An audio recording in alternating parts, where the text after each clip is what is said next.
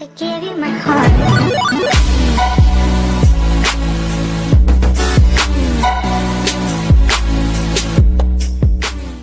નમસ્કાર દોસ્તો, હું છું ગૌતમ. ફરી એકવાર સ્વાગત કરું છું આપનું મારી ચેનલમાં.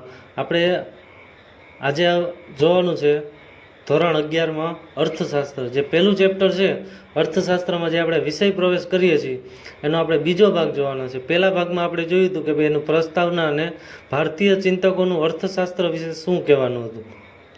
હવે આપણે જોઈ કે પાશ્ચાત્ય જે તત્વચિંતકો છે, પાશ્ચાત્ય ચિંતકો છે, એનું અર્થશાસ્ત્ર વિશે શું કહેવું છે, એના વિચારો આપણે જોવાના છે અર્થશાસ્ત્ર વિશે. તો આપણે વાત કરીએ કે પશ્ચિમમાં અર્થશાસ્ત્રનો ઉદ્ભવ અને વિકાસ. એમાં આપણે એરિસ્ટોટલ વિશે જાણીએ કે એરિસ્ટોટલ અર્થશાસ્ત્ર વિશે શું કહેવા માગે છે. તો કે એણે ઇકોનોમિકા નામનું એક પુસ્તક લખેલું હતું, જેમાં એણે અર્થશાસ્ત્રને અભ્યાસની પદ્ધતિ અને પ્રયોગ અને ચકાસણીની રીત પણ દર્શાવેલી છે, જેમાં રાજ્યશાસ્ત્ર, નીતિશાસ્ત્ર અને તત્વચિંતન આધારે અર્થશાસ્ત્રને રજૂ કરેલું છે. ડીપમાં આપણે માહિતી મેળવીએ તો તત્વચિંતક એરિસ્ટોટલે ઇકોનોમિકા નામનું એક પુસ્તક લખેલું અને આર્થિક ચિંતન રજૂ કરેલું હતું. પણ ઔદ્યોગિક ક્રાંતિ પછી જેમ જેમ ઉદ્યોગ ક્ષેત્રે સૂક્ષ્મ વિભાજન થતું ગયું અને વિશિષ્ટીકરણ થતું ગયું, આપણને ખબર જ છે કે અત્યારના સમયમાં જે ઉદ્યોગ ક્ષેત્રે કેટલું વિશિષ્ટીકરણ જોવા મળે છે. નવા નવા મશીનરી, નવા નવા યંત્રો, નવી નવી જે કંઈ રોજગારી છે, નવા નવા કોર્સ, આ બધું જે કંઈ સંભવ બન્યું ને એ અર્થશાસ્ત્રના વિકાસને લીધે સંભવ બન્યું છે. કોઈ એક કામ એક જ રીતે એક જ વ્યક્તિ દ્વારા થાય અને તેમાં જ તે કુશળતા મેળવે, તેમ જ્ઞાનના ક્ષેત્રોમાં અભ્યાસ અને સંશોધનમાં પણ વિશિષ્ટીકરણ થવા લાગ્યું. બધાની રીત અલગ અલગ હોય, બધાની ઉત્પાદનની રીત અલગ અલગ હોય, મેનેજમેન્ટ કરવાની રીત અલગ અલગ હોય, દરેકની વિચારવાની શક્તિ અલગ અલગ હોય. એ જ રીતે બધી વસ્તુને આમાં આવરી લેવાનું કીધું છે કે એક જ વ્યક્તિ દ્વારા થાય ને એ જે કંઈ કુશળતા એમાં પ્રોપર એની જે કંઈ ફિલ્ડ છે એમાં કુશળતા પ્રાપ્ત કરે. ભૌતિક વિજ્ઞાનની જેમ સમાજ વિજ્ઞાનનો અને માનવ વર્તનનો અભ્યાસ કરતા અર્થશાસ્ત્રમાં પણ વિશિષ્ટીકરણ થવા લાગ્યું અને અભ્યાસની પદ્ધતિ માત્ર તર્ક અને કલ્પના આધારિત ન રહેતા પ્રયોગ અને ચકાસણી આધારિત વૈજ્ઞાનિક પદ્ધતિથી અભ્યાસ શરૂ થવા લાગ્યા. જો આ વસ્તુ આપણે જોઈ કે એક પ્રેક્ટિકલી નોલેજ આવવા લાગ્યું. આ તમે થિયરિકલ જે કંઈ તમે જે અત્યારે ભણો છો એ થિયરિકલ છે, પણ એ જ વસ્તુ પ્રેક્ટિકલી આવે એટલે એમાં ઘણા બધા ફેરફાર જોવા મળે. જે વ્યક્તિએ મેનેજમેન્ટનો કોર્સ કર્યો હોય એ વ્યક્તિ કોઈ પણ કંપનીમાં મેનેજમેન્ટ કરવા જાય તો એમાં ઘણા બધા એને સામનો કરવો પડતો હોય, ઘણા બધા જે કંઈ સમસ્યાઓનો સામનો કરવો પડતો હોય. તો આ બધી સમસ્યાઓ છે ક્યારે આપણને ખબર પડશે, એનો અનુભવ ક્યારે થશે, તો કે જ્યારે તમે એ ફિલ્ડમાં કામ કરશો ત્યારે, જ્યારે તમે પ્રાયોગિક રીતે એમાં એ ફિલ્ડમાં સંકળાયેલા થશો ત્યારે. એટલે અત્યાર સુધી માનવીના આર્થિક વર્તનનો રાજ્યશાસ્ત્ર, નીતિશાસ્ત્ર કે તત્વચિંતનના ભાગરૂપે અભ્યાસ થતો હતો અને તેનો સ્વતંત્ર રીતે અભ્યાસ હવે શરૂ થયો. કેને લીધે, તો કે અર્થશાસ્ત્રને લીધે. હવે ઔદ્યોગિક ક્રાંતિને લીધે મોટા યંત્રો, મોટા પાયે ઉત્પાદન, આર્થિક સત્તાનું કેન્દ્રીકરણ અને જંગી મૂડીરોકાણને પરિણામે એક નવી જ આર્થિક અને સામાજિક વ્યવસ્થા ઊભી થઈ. જો આ અર્થશાસ્ત્રનો આપણે ઇતિહાસ જ જોઈ છીએ કે ઔદ્યોગિક ક્રાંતિ વધતી ગઈ, ઔદ્યોગિક ક્રાંતિ વધી એટલે ઉદ્યોગો વધ્યા અને ઉદ્યોગોમાં આપણે જોઈએ તો નાના ઉદ્યોગો આપણે જોઈએ ને તો એમાં પણ 2 લાખ 5 લાખથી મૂડીરોકાણ થતું હોય. હવે મોટા મોટા યંત્રો, મોટા પાયાનું ઉત્પાદન, આર્થિક સત્તાનું કેન્દ્રીકરણ, જે આપણે અત્યારે જોઈએ છીએ કે રિલાયન્સ, તો રિલાયન્સ કંપની છે એ ઘણી બધી એવી વસ્તુઓ બનાવે છે, અસંખ્ય વસ્તુ બનાવે. ટાટા કંપની અસંખ્ય વસ્તુ બનાવે છે. આર્થિક સત્તા કહીને તો એની પાસે જ કહેવાય. એ કરોડો અરબો રૂપિયાનું રોકાણ કરીને એમ્પ્લોયને કામ માટે રાખે. તો આ બધી વસ્તુ છે. પ્રોફિટ મળે છે કોને, તો કે એને રિલાયન્સ જીઓનો પ્રોફિટ, તો કે અંબાણીને. પછી રિલાયન્સ પેટ્રોલ પંપનો પ્રોફિટ, તો કે અંબાણીને. પછી તાતા હોય તો તાતાનું મીઠું હોય એમાંથી જે પ્રોફિટ મળે એ પણ ટાટા કંપનીને. અને જે આપણે કહી કે એના જે કંઈ મોટા મોટા ટ્રક બને છે, ક્રેન બને છે, એમાંથી જ એ જે કાંઈ એનું પ્રોફિટ મળે તો પણ ટાટા કંપનીને. એટલે આર્થિક સત્તાનું છે કેન્દ્રીકરણ થયું અને જંગી મૂડીરોકાણને પરિણામે જે મોટા પ્રમાણમાં જે મૂડીરોકાણના પરિણામે એક નવી જ આર્થિક અને સામાજિક વ્યવસ્થા ઊભી થઈ. અને આ સંદર્ભમાં કોઈ પણ દેશની આર્થિક સંપત્તિમાં વધારો થવાના કારણો શું હોઈ શકે એનો એક વિચાર કર્યો. અને આ પ્રશ્ન ઉપર ઊંડા ચિંતન પછી ઈસવીસન 1776માં એડમ સ્મિથે અર્થશાસ્ત્રનું સ્વતંત્ર ચિંતન રજૂ કરતું પુસ્તક રજૂ કર્યું. એ પુસ્તક કયું તો કે wealth of nations, an inquiry into the nature and causes of the wealth of nations. અને આ જે કંઈ પુસ્તક છે વેલ્થ ઓફ નેશન્સ તરીકે પ્રખ્યાત થયું. જો એક્ઝામમાં અવારનવાર પૂછાય કે વેલ્થ ઓફ નેશન્સ નામનું પુસ્તક કોણે લખેલું હતું. આ પુસ્તકને લીધે જ અર્થશાસ્ત્રનો સ્વતંત્ર અને વૈજ્ઞાનિક ઢબે અભ્યાસ શરૂ કરવાનું બહુમાન કોને મળ્યું તો કે એડમ સ્મિથને. હવે આપણે વાત કરીએ તો એડમ સ્મિથ છે એ સંપત્તિનું શાસ્ત્ર, એડમ સ્મિથની આપણે સંપત્તિના શાસ્ત્રના આધારે એડમ સ્મિથ અર્થશાસ્ત્રને રજૂ કરે છે. તો કે એડમ સ્મિથે જે આપેલી વ્યાખ્યા છે, અર્થશાસ્ત્ર એ કેવું શાસ્ત્ર છે તો કે સંપત્તિનું શાસ્ત્ર. તેઓ એમ માને છે કે ઉત્પાદક છે એ શ્રમ દ્વારા ઉત્પન્ન થયેલા ભૌતિક સંપત્તિના ઉત્પાદન અને વપરાશ અને વિનિમયનો અભ્યાસ કરતું શાસ્ત્ર છે. જો કેટલી બાબતોને આવરી લેવામાં આવી તો કે ઉત્પાદક જે ઉત્પાદન કરે છે, ઉત્પાદનના સાધનો તો કે જમીન, મૂડી, શ્રમ અને નિયોજક. એમાં જે વ્યક્તિ ઉત્પાદન કરે છે એ શ્રમ દ્વારા ઉત્પન્ન થયેલી કેવી સંપત્તિ તો કે ભૌતિક સંપત્તિ, જેને આપણે સ્પર્શ કરી શકીએ, જેને આપણે જોઈ શકીએ, આવી સંપત્તિનું ઉત્પાદન અને વપરાશ અને એનો વિનિમય એટલે અદલા બદલી, આનો અભ્યાસ કરતું શાસ્ત્ર એટલે અર્થશાસ્ત્ર. શ્રમ દ્વારા ઉત્પન્ન થયેલી ભૌતિક સંપત્તિ, એનું ઉત્પાદન અને વપરાશ અને એના વિનિમયનો અભ્યાસ કરતું શાસ્ત્ર એટલે અર્થશાસ્ત્ર. એડમ સ્મિથે અર્થશાસ્ત્રને શેનો દરજ્જો આપ્યો તો કે સામાજિક વિજ્ઞાનનો દરજ્જો આપ્યો. શા માટે તો કે એ એક બાજુ માનવીના આર્થિક વર્તનનો અભ્યાસ કરે છે, તો બીજી બાજુ તેની અભ્યાસ પદ્ધતિ કેવી છે તો કે વૈજ્ઞાનિક છે. જો એક ઉદાહરણ દ્વારા સમજાવું કે માનવીના આર્થિક વર્તનનો અભ્યાસ કરીએ, જે વ્યક્તિ ભણેલો છે, જે વ્યક્તિને સારી ડિગ્રી મેળવેલી છે, એ વ્યક્તિ કામ કરશે. જો દરેક લોકો કામ શેના માટે કરે તો કે પૈસા કમાવા માટે. પૈસામાં કોઈ ક્યારેય આપણે જોયું કે ગરીબ વ્યક્તિ જે મજૂરી કરીને પૈસા કમાય અને ધનિક વ્યક્તિ મેનેજમેન્ટ અથવા તો જે બેઠા પૈસા કમાય, એ બેય નોટમાં કાંઈ ફરક આવ્યો નથી આવતું. તો કે એક બાજુ એ માનવીના આર્થિક વર્તનનો અભ્યાસ કરે છે કે નાના જે મજૂરો છે એ પણ હોવા જોઈએ અર્થતંત્રમાં, અને ધનિક લોકો જે કંઈ છે એ પણ હોવા જોઈએ. ધનિક લોકો હશે તો એ નાના લોકોને રોજગારી આપી શકશે અને એની પાસે મૂડી રોકાણ કરવાની પરિસ્થિતિ હશે, ક્ષમતા હશે, તો એ મોટી ફેક્ટરી નાખી શકશે ને એમાં જે વર્કર્સ કામ કરે છે એને એ રોજગારી આપી શકશે. કેમ કે દરેક લોકો શિક્ષિત નથી હોતા. એટલે એડમ સ્મિથે માનવીના આર્થિક વર્તનનો સ્વતંત્ર રીતે અભ્યાસ કરવાનું શરૂ કર્યું અને નીતિશાસ્ત્રને આર્થિક અભ્યાસથી કેવું રાખ્યું, દૂર રાખ્યું. જો નીતિશાસ્ત્ર અને આર્થિક અભ્યાસથી દૂર એટલા માટે રાખ્યું કે બે રીતના આપણે જોઈએ તો ઇન્કમ મળતી હોય.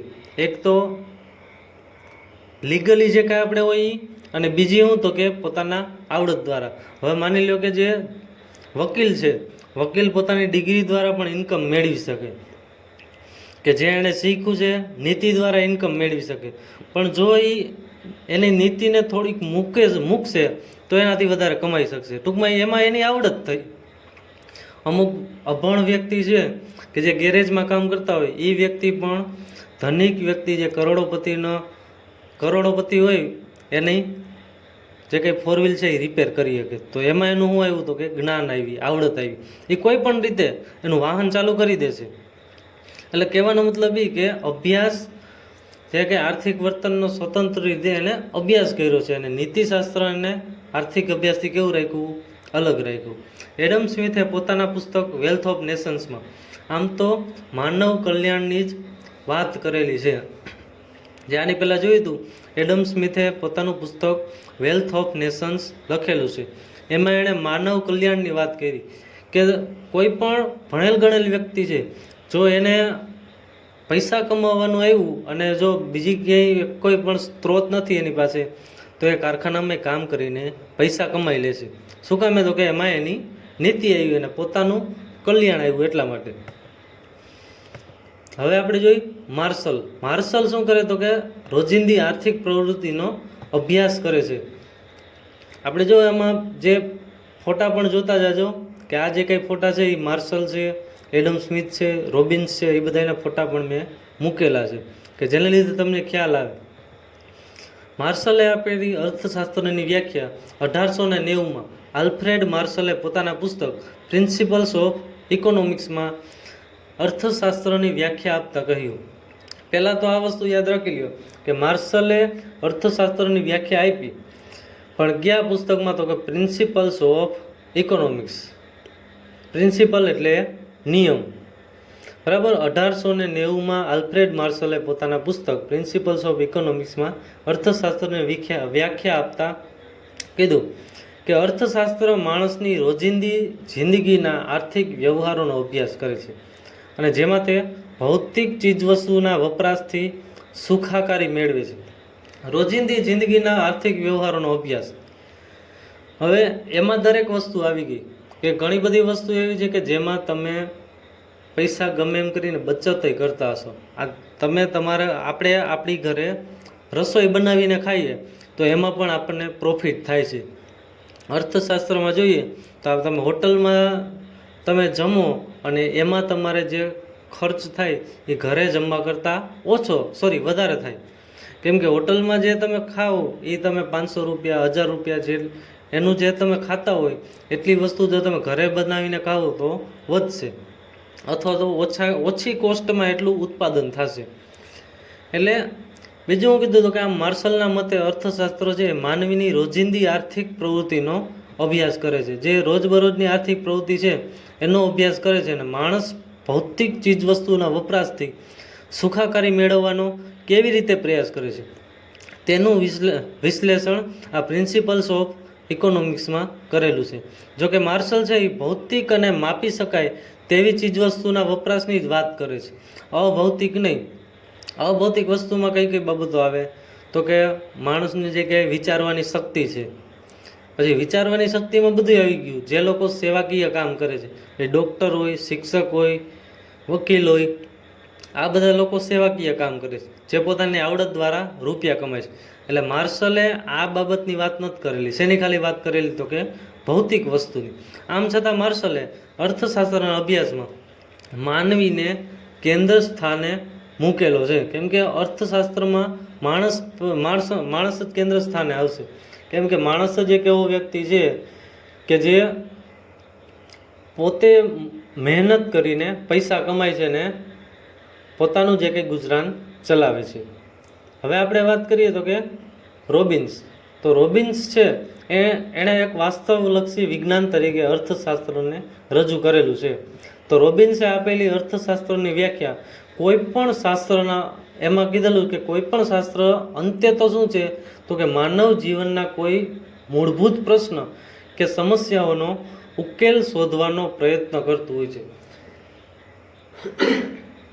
એટલે જો કે આ જે કંઈ કોઈ પણ માણસ છે એ પહેલાં તો સમસ્યા આવવા દે છે. હવે તમે કોઈ જગ્યાએ કામ કરો તો જ તમને સમસ્યા આવે, સમસ્યા આવે તો જ એનું સમાધાન થાય. આ એક રોટેશન છે ને જિંદગીમાં સતત ચાલતું જ રહે છે કે સમસ્યા આવી એનો ઉકેલ શોધો, પાછી નવી સમસ્યા આવી ઉકેલ શોધો. એટલે સુખ દુઃખ કેમ આવ્યા રાખતા હોય એ જ રીતના આજે કંઈ પ્રશ્ન અને એનો ઉકેલ આ વસ્તુ છે એ સતત પોતાનું કાર્ય કરતું હોય. પણ એમાંથી આપણે એક વસ્તુ પ્લસ પોઈન્ટ એવો છે કે એમાંથી આપણે કાંઈક ને કંઈક નવું ને નવું શીખીએ. આજે ઘણીવાર આપણે જોતા હોય કે ધંધામાં મંદી આવતી હોય તો એ મંદીના સમયમાં જે વ્યક્તિ પોતાનો ધંધો આગળ વધારી દે તો એમાંથી એણે કંઈક શીખ્યું. મંદીમાં એણે શું અનુભવ્યું તો કે નુકસાની અનુભવી. તો આ નુકસાનીની ભરપાઈ કરવા માટે જે તે વ્યક્તિએ શું કર્યું તો કે એવા પાસાઓ માર્કેટમાં બનાવ્યા જેને લીધે પોતાનું જે કાંઈ છે બિઝનેસ હજી ગ્રો થયો, વધ્યો. એટલે માનવ જીવનમાં આર્થિક બાજુએ અગત્યનો પ્રશ્ન એ છે કે વૈકલ્પિક ઉપયોગવાળા મર્યાદિત સાધનો અમર્યાદિત જરૂરિયાત સાથે મેળ કેવી રીતે બેસાડે. વૈકલ્પિક ઉપયોગવાળા મર્યાદિત સાધનો. મર્યાદિત સાધનમાં આપણે વાત લઈ તો કે જમીન. તો જમીન છે એ મર્યાદિત છે, પણ છતાંય એ જમીનનો ઉપયોગ આપણે કેવી રીતના કરવો. જમીન મૂડી શ્રમ નિયોજનમાં આપણે જમીન લઈ લઈએ. હવે આ જમીન છે એનું તમારે ઘરમાં ઘર બનાવીને રહેવું છે, અથવા તો જે કંઈ તમારે ખેતી કરવી છે, અથવા તો એમાં ફેક્ટરી નાખવી છે, તમે કાંઈ પણ વસ્તુ કરી શકો. એટલે આ જે મર્યાદિત વસ્તુ છે એનો તમે ઉપયોગ કઈ રીતના કરો છો. કોઈ પણ વ્યક્તિ છે એ મર્યાદિત વસ્તુનો અમર્યાદિત જરૂરિયાત જ સંતોષવી હોય. તમે ખિસ્સામાં 1000 રૂપિયા લઈને ગયા તો એ 1000 રૂપિયામાં તમે એમ વિચારશો કે મારે વધુને વધુ વસ્તુ આવી જાય. અમુક જગ્યાએથી માની લો કે ફ્રીમાં આવતું હોય, buy one get one free, તો તમે એવી વસ્તુ તમે ખરીદી લો. શું કામે તો કે તમારી પાસે મર્યાદિત પૈસા છે ને એમાંથી તમારે જરૂરિયાત કેવી સંતોષવી છે તો કે અમર્યાદિત.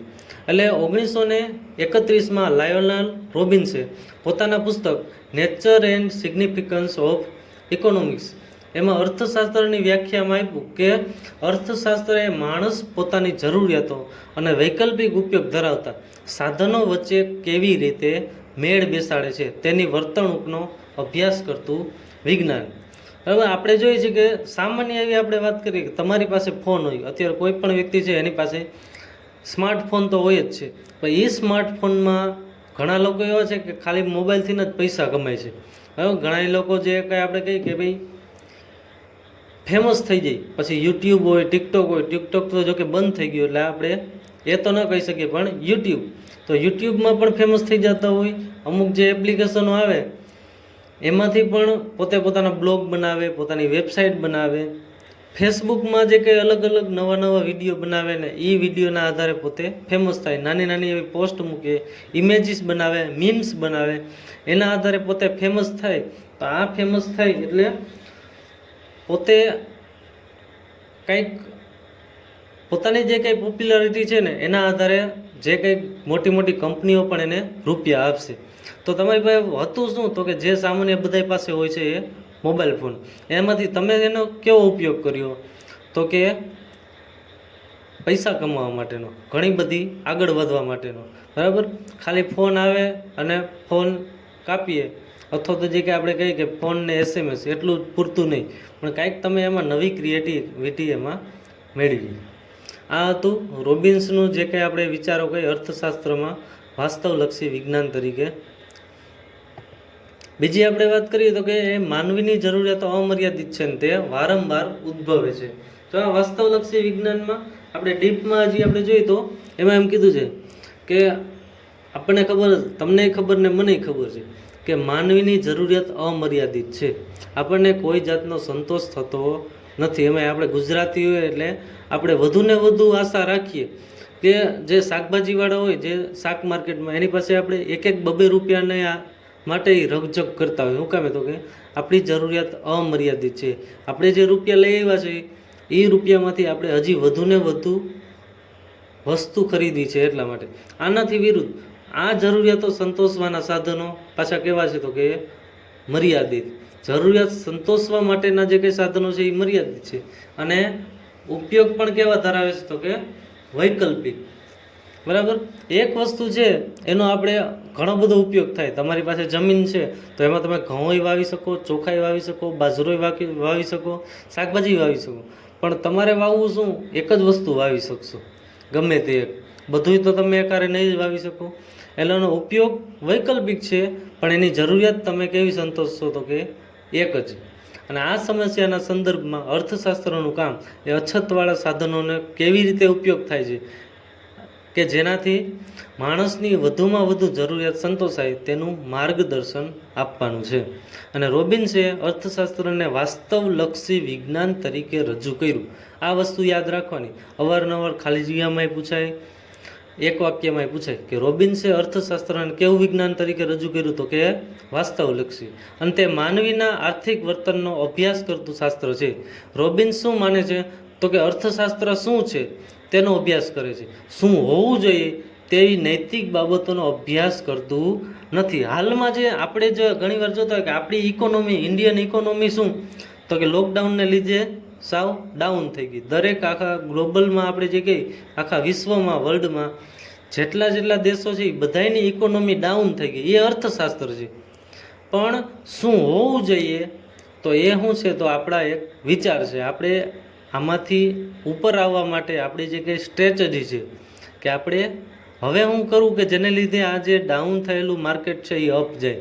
એટલે આ અર્થમાં અર્થશાસ્ત્ર એ વાસ્તવલક્ષી શાસ્ત્ર છે, આદર્શવાદી શાસ્ત્ર નથી. જો આ વસ્તુ એક આ સમજી લેજો બરોબર કે વાસ્તવલક્ષી શાસ્ત્ર, અત્યારે આપણે ભારતની ઇકોનોમી વધારવા માટે કોરોના વાયરસના જે કે આપણે કહીએ કે ભાઈ કોરોનાના કેસ વધતા જાય છે દિવસે દિવસે, છતાંય આપણે શું કર્યું તો કે લોકડાઉન ખુલી ગયું છે. શું કામ? તો કે જો લોકડાઉન નહીં ખુલે તો ઇકોનોમી સાવ ડાઉન થઈ જાય, અને ડાઉન થઈ જાય તો માણસો ભૂખમરાને લીધે કદાચ મરી શકે. એટલે કહેવાનો મતલબ એ કે સરકારે શું જોયું? અર્થશાસ્ત્ર જોયું. એણે હમણાં એમ જોયું હતું કે ભાઈ કોરોના વાયરસને લીધે આપણે હજી લોકડાઉન કરીએ, પણ એ આદર્શવાદ જો એમાં રાખત તો અર્થતંત્ર છે હજી પડી ભાંગત. એટલે અર્થશાસ્ત્ર છે એ વાસ્તવલક્ષી કે અત્યારે આપણે કયા ડિસિઝન લેવા એના આધારે અર્થશાસ્ત્ર આગળ વધે છે.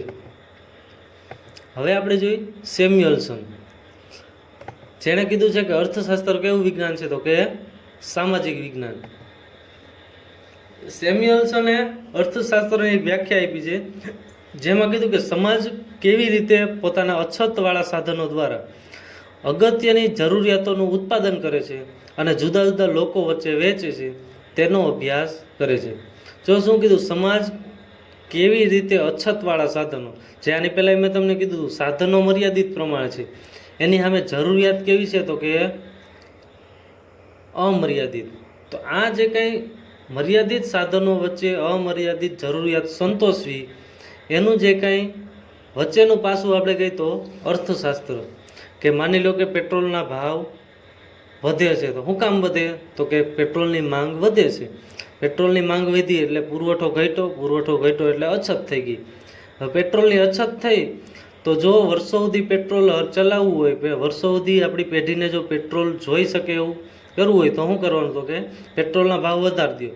એટલે અમુક લોકો જે છે જે 500નું પેટ્રોલ નખાવતા હશે એ 200નું કે 100નું જ નખાવશે. અથવા તો 500માં માની લો કે 7 લીટર આવતું હશે તો 100 રૂપિયા ભાવ થઈ જાય તો 500માં 5 જ લીટર પેટ્રોલ આવે. તો એ એક ફાયદો થઈ ગયો કે 2 લીટર છે પુરવઠો આપણો બચી ગયો. એટલે સમાજ કેવી રીતે પોતાના અછતવાળા સાધનો દ્વારા અગત્યની જરૂરિયાતોનું ઉત્પાદન કરે છે અને લોકો વચ્ચે વેચે છે તેનો અર્થશાસ્ત્ર અભ્યાસ કરે છે. 1947માં જે આપણે કહી કે સેમ્યુઅલ્સન સમાજની પસંદગી અને વહેંચણીના મુદ્દાને અર્થશાસ્ત્રના અભ્યાસ ક્ષેત્રમાં મહત્વનું સ્થાન ધરાવે છે. સમાજની પસંદગી અને એની વહેંચણી, બરાબર. જો કંપનીએ પોતાના ડિસિઝન ફેરવવા પડે, જ્યારે પોતાની પ્રોડક્ટ બની ગઈ હોય, બરાબર, જે નવી જે કે આપણે કહીએ કે સમાજની માણસોની પસંદગી હોય, વસ્તુ ખરીદવાની પસંદગી, આ બધી વસ્તુ છે એ માર્કેટ ઉપર આધારિત છે. જો માર્કેટ ડાઉન થયું, બરાબર, ફેશનની બાબતમાં એમાં આપણે જોતા હોય ફેશન બદલે એટલે ઉત્પાદન પણ ફેરવવું પડે. એટલે આ બધી વસ્તુ હજી આપણે ડીપમાં જોશું. અર્થશાસ્ત્રનું અત્યારે તમારે બેઝિક જ નોલેજ મેળવવાનું છે. અર્થશાસ્ત્રની વિવિધ વ્યાખ્યા ઉપરથી આપણે જોયું કે અર્થશાસ્ત્ર એ માનવીના આર્થિક વર્તનનો અભ્યાસ કરતું શાસ્ત્ર છે. પહેલું તો શું? તો કે અર્થશાસ્ત્ર માનવીના આર્થિક વર્તનનો અભ્યાસ કરે છે. બીજું હું કીધું તો કે તે વાસ્તવદર્શી છે. વાસ્તવદર્શી એટલે રિયાલિટીને આધારિત છે કે અત્યારે શું છે એ વસ્તુ જોવે છે. હોવું જોઈએ શું એ જોતું નથી. આદર્શવાદી નથી, વાસ્તવદર્શી છે. અને તેનો અભ્યાસ પદ્ધતિ કેવી છે તો કે એ વૈજ્ઞાનિક છે, અને એટલા માટે એ સામાજિક વિજ્ઞાન છે. તો આ હતું પશ્ચિમી દેશોના જે કંઈ મોટા મોટા અર્થશાસ્ત્રીઓ છે એના વિચારો અર્થશાસ્ત્ર માટેના.